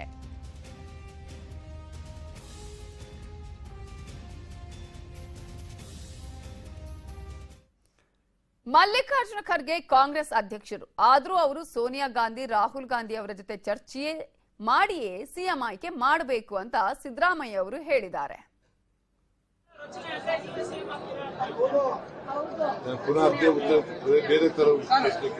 ಖರ್ಗೆ ಅವರ ಹೆಗಲಿಗೆ ಸಂಪೂರ್ಣ ಜವಾಬ್ದಾರಿಯನ್ನು ಹೈಕಮಾಂಡ್ ನೀಡಿದೆ ಅಂತ ಹೇಳ್ತಾ ಇದ್ದಾರೆ. ಖರ್ಗೆ ಅವರ ಹೆಗಲಿಗೆ ಅಂದ್ರೆ ರಾಜ್ಯದ president, is the AICC president and of course he will consult Rahul Gandhi ji, he will consult Priyanka, he will consult Sonia ji. Only after that he will take a decision. ಇದರ ಬಗ್ಗೆ ಇನ್ನಷ್ಟು details ಕೊಡೋದಕ್ಕೆ ನಮ್ಮ political bureau head ಆಗಿರುವ Chidananda Patel phone ಸಂಪರ್ಕದಲ್ಲಿದ್ದಾರೆ. ಚಿದಾನಂದ ಪಟೇಲ್, ಈಗ ದೆಹಲಿಗೆ ತೆರಳಿದ್ದಾರೆ ಮಲ್ಲಿಕಾರ್ಜುನ ಖರ್ಗೆ ಅವರು. ಇವತ್ತಿನ ಮೀಟಿಂಗ್ ಅಲ್ಲಿ ಇರೋದಿಲ್ಲ, ಅದರ ಅವಶ್ಯಕತೆ ಇಲ್ಲ ಅಂತ ಹೇಳಲಾಗ್ತಾ ಇದೆ. ಸೊ ಪ್ರಾಸೆಸ್ ಯಾವ ರೀತಿಯಾಗಿ ನಡೀಬೇಕು ಅದೇ ರೀತಿಯಾಗಿ ನಡೆಯುತ್ತಾ? ವೀಕ್ಷಕರ ಅಭಿಪ್ರಾಯದಂತೆ ಅಲ್ಲಿ ಚರ್ಚೆ ಆಗುತ್ತಾ? ಇನ್ನೊಂದ್ ಕಡೆ ಮಲ್ಲಿಕಾರ್ಜುನ ಖರ್ಗೆ ಅವರು ಅಧ್ಯಕ್ಷರಾಗಿದ್ರೂ ಕೂಡ ಸೋನಿಯಾ ಗಾಂಧಿ, ರಾಹುಲ್ ಗಾಂಧಿ ಅವರ ಮಾತೆ ಅಂತಿಮ ಆಗತ್ತಾ ಅಂತ? ನವಿತಾ ಜೈನ್, ಮಲ್ಲಿಕಾರ್ಜುನ್ ಖರ್ಗೆ ಅವರು ಎಐಸಿಸಿ ಅಧ್ಯಕ್ಷರಿರುವಂತದ್ದು ಮತ್ತು ಅವರು ಕರ್ನಾಟಕದವರಾಗಿದ್ದರಿಂದ ಮಲ್ಲಿಕಾರ್ಜುನ್ ಖರ್ಗೆ ಅವರು ಕರ್ನಾಟಕದಲ್ಲಿ ಕುಳಿತು ಬೆಂಗಳೂರಲ್ಲಿ ಕುಳಿತು ಇಂಥವರೇ ಮುಖ್ಯಮಂತ್ರಿ ಆಗ್ಬೇಕಂತ ಸೂಚನೆ ಕೊಟ್ಟರೆ ಅದು ಪಕ್ಷಪಾತಿ ಧೋರಣೆ ಆಗುತ್ತೆ, ಪಕ್ಷಪಾತಿ ನಿಲುವಾಗುತ್ತೆ ಎಂಬ ಆತಂಕ ಮತ್ತು ಎಲ್ಲೊಂದ್ ಕಡೆ ಇದು ಸಂದೇಶ ಬೇರೆ ರೀತಿ ಹೋಗುತ್ತೆ ಅನ್ನೋ ಕಾರಣಕ್ಕಾಗಿ ಈಗಾಗಲೇ ಮಲ್ಲಿಕಾರ್ಜುನ್ ಖರ್ಗೆ ಅವರು ತಾವು ದೆಹಲಿಗೆ ಕಳಿಸಿರುವಂತದ್ದು. ಈಗಾಗಲೇ ಕರ್ನಾಟಕ ಕಾಂಗ್ರೆಸ್ ಉಸ್ತುವಾರಿ ರಣದೀಪ್ ಸಿಂಗ್ ಸುರ್ಜೇವಾಲ್ ಮತ್ತು ಎಐಸಿಸಿಯ ಪ್ರಧಾನ ಕಾರ್ಯದರ್ಶಿ ಕೆಸಿ ವೇಣುಗೋಪಾಲ್ ರವರು ಕೂಡ ಕರ್ನಾಟಕದಲ್ಲೇ ಈಗಾಗಲೇ ಇರ್ತಕ್ಕಂಥದ್ದು ಮತ್ತು ಅವ್ರ ಜೊತೆಗೆ ಎಐಸಿಸಿ ಸೆಕ್ರೆಟರಿಗಳು ಕೂಡ ಇರ್ತಕ್ಕಂಥದ್ದು. ಈಗಾಗಲೇ ಎಐಸಿಸಿ ಬಹುತೇಕವಾಗಿ ಮುಖ್ಯಮಂತ್ರಿ ಆಯ್ಕೆ ಸಂಬಂಧಪಟ್ಟಿಗೆ 3 ಅಥವಾ 4 ವೀಕ್ಷಕರನ್ನ ನೇಮಕ ಮಾಡುವ ಸಾಧ್ಯತೆ ಇದೆ. ವೀಕ್ಷಕರ ಮುಖಾಂತರನೇ ಇಲ್ಲಿ ಶಾಸಕಾಂಗ ಪಕ್ಷದ ಚುನಾವಣೆಯನ್ನ ನಡೆಸಲಿಕ್ಕೆ ತೀರ್ಮಾನವನ್ನ ಮಾಡಿರುವಂತದ್ದು. ಯಾಕಂತ ಹೇಳಿದ್ರೆ ಇಲ್ಲಿ ಮಲ್ಲಿಕಾರ್ಜುನ್ ಖರ್ಗೆ ಕೂಡ ಏಕಪಕ್ಷೀಯವಾಗಿ ನಿರ್ಧಾರವನ್ನು ತೆಗೆದುಕೊಳ್ಳಲಿಕ್ಕೆ ಸಾಧ್ಯವಿಲ್ಲ. ಯಾಕಂತ ಹೇಳಿದ್ರೆ ಕಾಂಗ್ರೆಸ್ ಹೈಕಮಾಂಡ್ ಅಂತ ಹೇಳಿದ್ರೆ ಅದು ಮಲ್ಲಿಕಾರ್ಜುನ್ ಖರ್ಗೆ ಅವರು ಎಐಸಿಸಿ ಅಧ್ಯಕ್ಷ ಆಗಿದ್ರು ಕೂಡ ಅಲ್ಲಿ ಸೋನಿಯಾ ಗಾಂಧಿ ಅವರು, ರಾಹುಲ್ ಗಾಂಧಿ ಅವರು, ಪ್ರಿಯಾಂಕಾ ವಾದ್ರಾ ಗಾಂಧಿ ಅವರ ಅಭಿಪ್ರಾಯವನ್ನು ತೆಗೆದುಕೊಳ್ಳಬೇಕಂತ ಅನಿವಾರ್ಯತೆ ಇರತಕ್ಕಂಥ ಕಾರಣಕ್ಕಾಗಿ ದೆಹಲಿಗೆ ತೆರಳಿದ ನಂತರ ರಾಹುಲ್ ಗಾಂಧಿ ಮತ್ತು ಪ್ರಿಯಾಂಕಾ ವಾದ್ರಾ ಗಾಂಧಿ ಜೊತೆ ವಿಸ್ತೃತವಾಗಿ ಮಲ್ಲಿಕಾರ್ಜುನ್ ಖರ್ಗೆ ಅವರು ಖುದ್ದು ಮುಖತಃ ಭೇಟಿಯಾಗಿ ಚರ್ಚೆಯನ್ನು ನಡೆಸಲಿದ್ದಾರೆ. ಈಗಾಗಲೇ ದೂರವಾಣಿ ಮುಖಾಂತರ ಸಿಮ್ಲಾದಲ್ಲಿರ್ತಕ್ಕಂಥ ಎಐಸಿಸಿಯ ಮಾಜಿ ಅಧ್ಯಕ್ಷೆ ಸೋನಿಯಾ ಗಾಂಧಿ ಜೊತೆ ವಿಸ್ತೃತವಾಗಿ ಚರ್ಚೆ ಮಾಡಿರ್ತಕ್ಕಂಥ ಮಲ್ಲಿಕಾರ್ಜುನ್ ಖರ್ಗೆ ಅವರು ಕರ್ನಾಟಕದಲ್ಲಿ ಯಾರನ್ನ ಮುಖ್ಯಮಂತ್ರಿ ಮಾಡಿದ್ರೆ ಅನುಕೂಲ ಮತ್ತು 2024 ಲೋಕಸಭೆ ಚುನಾವಣೆಗೆ ಎಷ್ಟು ಅನುಕೂಲ ಮತ್ತು ಯಾರನ್ನ ಮಾಡೋದ್ರಿಂದ ಪಕ್ಷಕ್ಕೆ ಹೆಚ್ಚು ಲಾಭ ಅನ್ನೋ ಒಂದು ಚರ್ಚೆ ನಡೆದಿರುವಂಥದ್ದು. ಇರುವಂತದ್ದು. ಈಗಾಗಲೇ ಒಂದು ಕಡೆ ಸಿದ್ದರಾಮಯ್ಯನವರು, ಮತ್ತೊಂದು ಕಡೆ ಡಿ ಕೆ ಶಿವಕುಮಾರ್ ಅವರು ಇಬ್ಬರು ಕೂಡ ಮುಖ್ಯಮಂತ್ರಿ ಹುದ್ದೆಗಾಗಿ ಪರಸ್ಪರ ಜಿದ್ದಿಗೆ ಬಿದ್ದರುವಂತೆ ಈಗಾಗಲೇ ಪೈಪೋಟಿಗೆ ಇಳಿದಿರುವಂತದ್ದು. ಶಾಸಕರ ಏನು ಹಿಡಿದಿಟ್ಟುಕೊಳ್ಳುವ ಅಂದ್ರೆ ಅವರು ತಮ್ಮ ಪರವಾಗಿ ಅಭಿಪ್ರಾಯವನ್ನು ಸಲ್ಲಿಸುವಂತೆ ಈಗಾಗಲೇ ಲಾಬಿಯನ್ನು ಆರಂಭಿಸಿರುವಂತದ್ದು. ಅನೇಕ ಶಾಸಕರುಗಳಿಗೆ ಅನುದಾನದ ಆಮಿಷ ಹೊಡ್ತಿರ್ತಕ್ಕಂಥದ್ದು, ಕೆಲವು ಹಿರಿಯ ಶಾಸಕರುಗಳಿಗೆ ಸಚಿವ ಸ್ಥಾನದ ಭರವಸೆ ಮತ್ತು ಇನ್ನಷ್ಟು ಕೆಲವು ಶಾಸಕರುಗಳಿಗೆ ನಿಗಮ ಮಂಡಳಿಗಳಲ್ಲಿ ಸ್ಥಾನಮಾನದ ಭರವಸೆ ನೀಡುತ್ತಿರುವಂತದ್ದು. ಇಬ್ಬರೂ ಕೂಡ ಜಿದ್ದಿಗೆ ಬಿದ್ದಿರುವಂತೆ 100ಕ್ಕೂ ಹೆಚ್ಚು ಈಗಾಗಲೇ ಏನು ನೂತನ ಶಾಸಕರ ಜೊತೆಗೆ ದೂರವಾಣಿ ಕರೆ ಮಾಡಿ ಮಾತುಕತೆ ನಡೆಸುತ್ತಿರುವಂತದ್ದು ಮತ್ತು ತಮಗೆ ಬೆಂಬಲ ಕೊಡುವಂತೆ ಈಗಾಗಲೇ ಮನವಿಯನ್ನು ಮಾಡ್ತಿರುವಂತದ್ದು. ಹಾಗಾಗಿ ಇದು ಗುಪ್ತ ಮತದಾನ ಆಗಿದ್ದರಿಂದ ಯಾವ ಶಾಸಕರು ಯಾರ ಪರವಾಗಿ ನಿಲ್ತಾರೆ ಅಂತ ಕೂಡ ಸದ್ಯದ ಕುತೂಹಲ. ಯಾಕಂತ ಹೇಳಿದ್ರೆ ಡಿ ಕೆ ಶಿವಕುಮಾರ್ ಅವರು ಅಷ್ಟು ಸುಲಭವಾಗಿ ಸಿದ್ದರಾಮಯ್ಯನವರಿಗೆ ಮುಖ್ಯಮಂತ್ರಿ ಹುದ್ದೆಯನ್ನು ಬಿಟ್ಟುಕೊಡ್ಲಿಕ್ಕೆ ಸಾಧ್ಯವಿಲ್ಲ.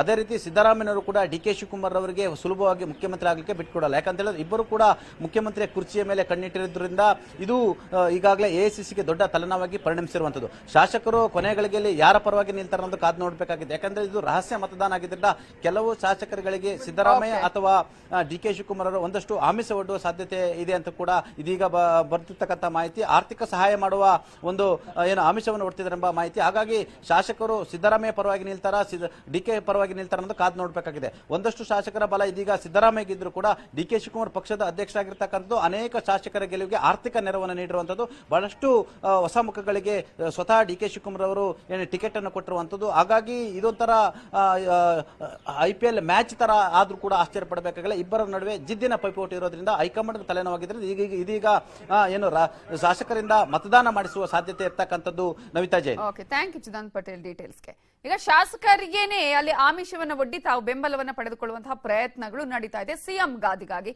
ಇದರ ಬಗ್ಗೆ ಇನ್ನಷ್ಟು ಮಾಹಿತಿ ಕೊಡ್ತೀವಿ ಬ್ರೇಕ್ ಆದ್ಮೇಲೆ.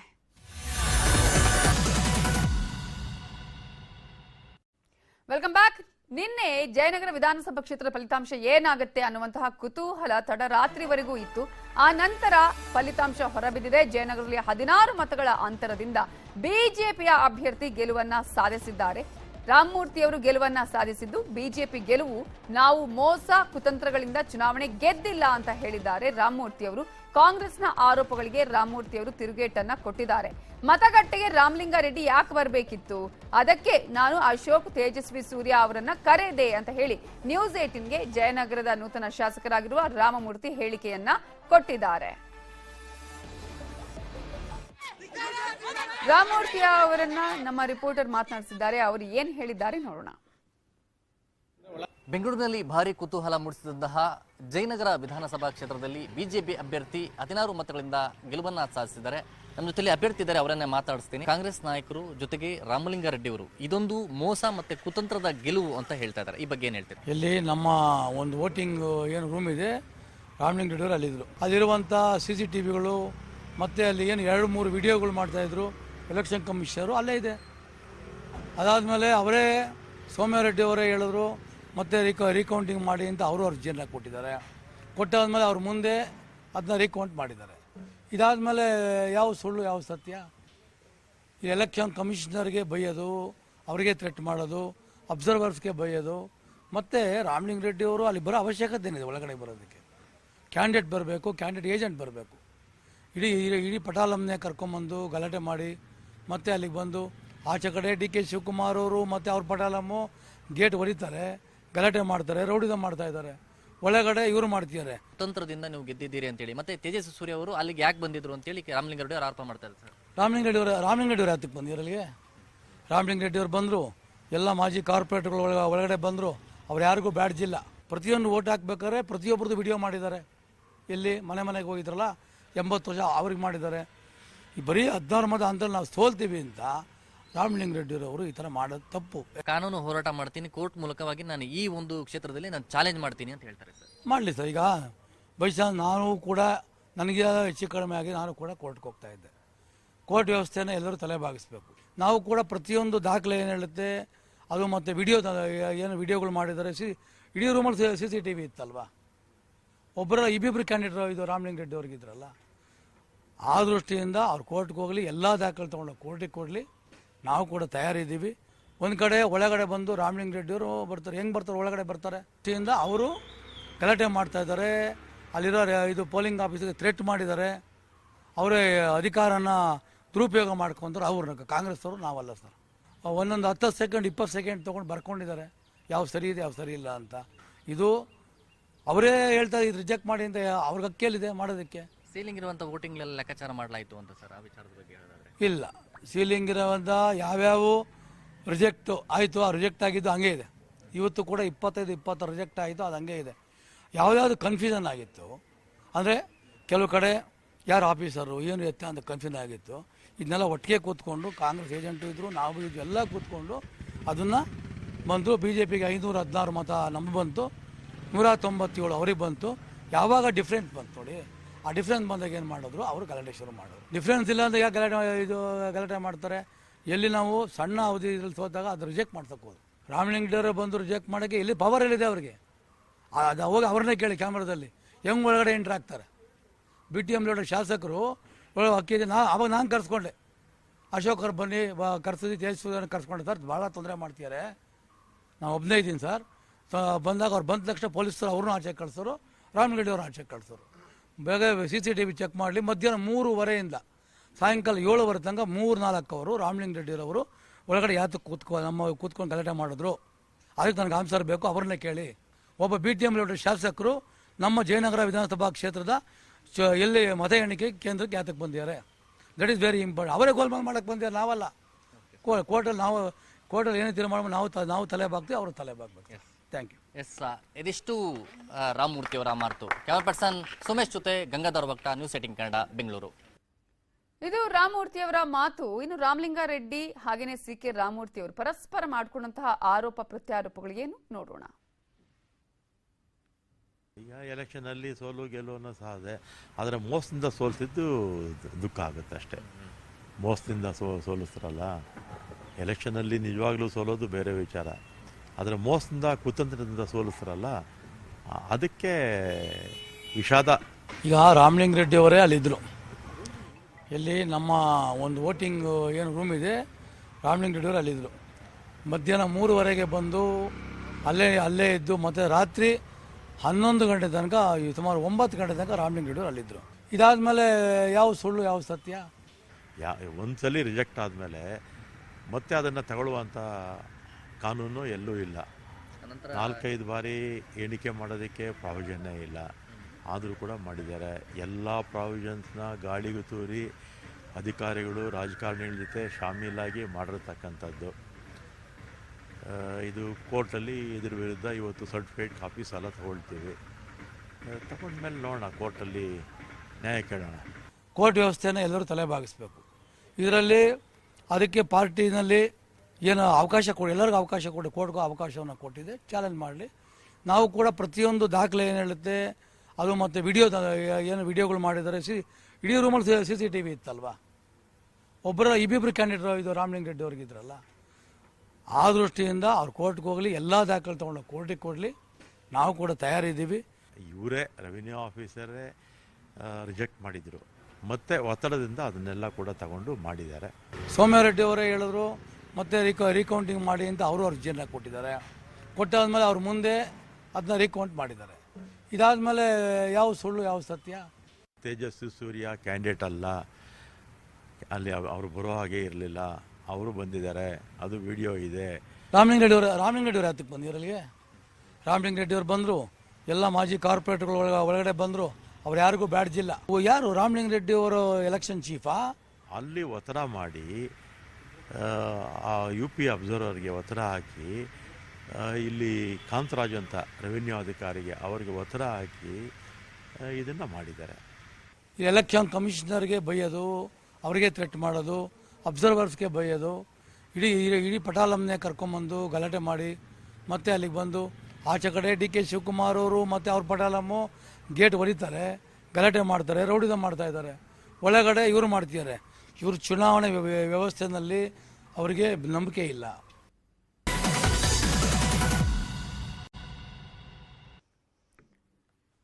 Welcome back. ನಿನ್ನೆಯ ಚುನಾವಣಾ ಫಲಿತಾಂಶದಲ್ಲಿ ಕಾಂಗ್ರೆಸ್ ಅಭೂತಪೂರ್ವವಾದ ಗೆಲುವನ್ನ ಸಾಧಿಸಿದೆ. CM ಸ್ಥಾನ ಯಾರಿಗೆ ಅನ್ನುವಂತಹ ಕುತೂಹಲ ಹಾಗೇ ಇದೆ. ಆದ್ರೆ ಈಗ ಸಿದ್ದರಾಮಯ್ಯ ಅವರು ತಮ್ಮ ಆಪ್ತರ ಮೂಲಕ ತಮ್ಮ ಬೆಂಬಲಿಗರನ್ನ ಪಡೆಯುವಂತಹ ಪ್ರಯತ್ನ, ಶಾಸಕರಿಗೆ ತಮ್ಮ ಕಡೆ ವೋಟ್ ಹಾಕಿ ಅಥವಾ ನನಗೆ ಸಪೋರ್ಟ್ ಮಾಡಿ ಅಂತ ಹೇಳುವಂತಹ ಪ್ರಯತ್ನ ಒಂದ್ ಕಡೆ ಆದ್ರೆ, DK ಶಿವಕುಮಾರ್ ಅವರು ಆಲ್ರೆಡಿ ಇವತ್ತು ಅಜ್ಜಯ್ಯನ ಮಠಕ್ಕೆ ಹೋಗಿ ದೇವರ ದರ್ಶನ ಪಡೆದ್ರು. ಆದಿಚುಂಚನಗಿರಿ ಮಠದಲ್ಲಿ ಸ್ವಾಮೀಜಿಗಳ ಸಭೆಯನ್ನ ಅಲ್ಲಿ ಅವರು ಪಾಲ್ಗೊಂಡಿದ್ದಾರೆ. ಈಗಾಗಲೇ ಡಿ.ಕೆ. ಶಿವಕುಮಾರ್ ಅವರು ತಮ್ಮದೇ ಆದಂತಹ ಲೆಕ್ಕಾಚಾರವನ್ನ ಹಾಕೊಂಡಿದ್ದಾರೆ. ಒಕ್ಕಲಿಗ ಸಮುದಾಯದ ನಾಯಕರು ಈ ಸಭೆಯಲ್ಲಿ ಭಾಗಿಯಾಗಲಿದ್ದು ಡಿಕೆಶಿಯನ್ನ ಸಿಎಂ ಮಾಡುವಂತೆ ಒತ್ತಾಯವನ್ನ ಮಾಡ್ತಾ ಇದ್ದಾರೆ. ಈ ಹಿಂದೆ ಸಮುದಾಯದ ಬೆಂಬಲವನ್ನ ಕೋರಿದ್ರು ಡಿ.ಕೆ. ಶಿವಕುಮಾರ್, ನನಗೆ ಒಂದು ಅವಕಾಶವನ್ನ ಕೊಡಿ ಅಂತ ಕೇಳಿಕೊಂಡಿದ್ರು. ಈಗ ಆ ಅವಕಾಶ ಸಿಕ್ಕಿದೆ, ಆದ್ರೆ ಸಿಎಂ ಆಗ್ತಾರಾ ಇಲ್ವಾ ಅನ್ನುವಂತಹ ಪ್ರಶ್ನೆ ಇದೆ. ಈ ಹಿನ್ನೆಲೆಯಲ್ಲಿ ಇವತ್ತು ಮಧ್ಯಾಹ್ನ ಬೆಂಗಳೂರಿನಲ್ಲಿ ಸಭೆಯನ್ನ ನಡೆಸಲಾಗುತ್ತೆ. ಆದಿಚುಂಚನಗಿರಿ ಮಠದಲ್ಲಿ ಸ್ವಾಮೀಜಿಗಳ ಸಭೆ ನಡೆಯುತ್ತೆ. ಡಿಕೆಶಿ ಪರ ಈಗ ಸ್ವಾಮೀಜಿಗಳು ಎಂಟ್ರಿ ಆಗ್ತಾ ಇರೋದನ್ನ ನಾವು ಗಮನಿಸಬಹುದು. ಒಕ್ಕಲಿಗ ಸಮುದಾಯದ ನಾಯಕರು ಈ ಸಭೆಯಲ್ಲಿ ಭಾಗಿಯಾಗ್ತಾರೆ. ಡಿಕೆಶಿ ಅವರನ್ನೇ ಸಿಎಂ ಮಾಡಬೇಕು ಅಂತ ಹೇಳಿ ಒತ್ತಡವನ್ನು ಹೇರುವಂತಹ ಪ್ರಯತ್ನಗಳು, ಸ್ವಾಮೀಜಿ ಅವರ ಮೂಲಕ ಒತ್ತಡ ಹಾಕುವಂತಹ ಪ್ರಯತ್ನ ಕೂಡ ಆಗ್ತಾ ಇರೋದನ್ನ ನಾವಿಲ್ಲಿ ಗಮನಿಸ್ತಾ ಇದ್ದೀವಿ. ಡಿ.ಕೆ. ಶಿವಕುಮಾರ್ ಅವರು ಈ ಹಿಂದೆ ಸಮುದಾಯದ ಬೆಂಬಲವನ್ನ ಕೋರಿ ಈ ಸಲ ನನಗೆ ಅವಕಾಶವನ್ನ ಕೊಡಿ, ಒಂದು ಸಲ ನನಗೆ ಅವಕಾಶವನ್ನ ಕೊಡಿ, ಈ ಹಿಂದೆ ನೀವು ಅನೇಕರಿಗೆ ಕೊಟ್ಟಿದ್ದೀರಿ, ಆದ್ರೆ ಈ ಸಲ ನನಗೆ ಕೊಡಿ ಅನ್ನುವಂತಹ ಒಂದು ಮನವಿಯನ್ನ ಮಾಡಿಕೊಂಡಿದ್ರು. ಈಗ ಆ ಅವಕಾಶದಲ್ಲಿ ಡಿ.ಕೆ. ಶಿವಕುಮಾರ್ ಸಿಎಂ ಆಗ್ತಾರಾ ಕಾದು ನೋಡ್ಬೇಕು. ಇದರ ಬಗ್ಗೆ ಇನ್ನಷ್ಟು ಡೀಟೇಲ್ಸ್ ಕೊಡೋದಕ್ಕೆ ನಮ್ಮ ರಿಪೋರ್ಟರ್ ಶಿವಪ್ರಸಾದ್ ನೇರ ಸಂಪರ್ಕದಲ್ಲಿ ಜಾಯ್ನ್ ಆಗಿದ್ದಾರೆ. ಈಗ ಶಿವಪ್ರಸಾದ್, ಈಗ ಸಿದ್ದರಾಮಯ್ಯ ಅವರು ಒಂದು ರೀತಿಯಲ್ಲಿ ತನ್ನದೇ ಆದಂತಹ ಸ್ಟ್ರಾಟಜಿಯನ್ನ ಮಾಡ್ತಾ ಇದ್ದಾರೆ ಸಿಎಂ ಸ್ಥಾನಕ್ಕಾಗಿ. ಈಗ ಡಿ.ಕೆ. ಶಿವಕುಮಾರ್ ಈ ಹಿಂದೆ ಸಮುದಾಯದ ಒಂದು ಸಪೋರ್ಟ್ ಅನ್ನ ಕೇಳಿದ್ರು, ನನಗೆ ಒಂದ್ಸಲ ಅವಕಾಶ ಮಾಡ್ಕೊಡಿ ಅಂತ ಹೇಳಿದ್ರು. ಅದೇ ರೀತಿಯಾಗಿ ಅವರಿಗೆ ಸಪೋರ್ಟ್ ಸಿಕ್ಕಿತ್ತು. ಈಗ ಅದೇ ಒಂದು ಸಪೋರ್ಟ್ ಅನ್ನ ಸಿಎಂ ಸ್ಥಾನಕ್ಕಾಗಿ ಬಳಸಿಕೊಳ್ಳುವಂತಹ ಹಿನ್ನೆಲೆಯಲ್ಲಿ ಏನು ಪ್ರಯತ್ನ ಆಗ್ತಾ ಇದೆ?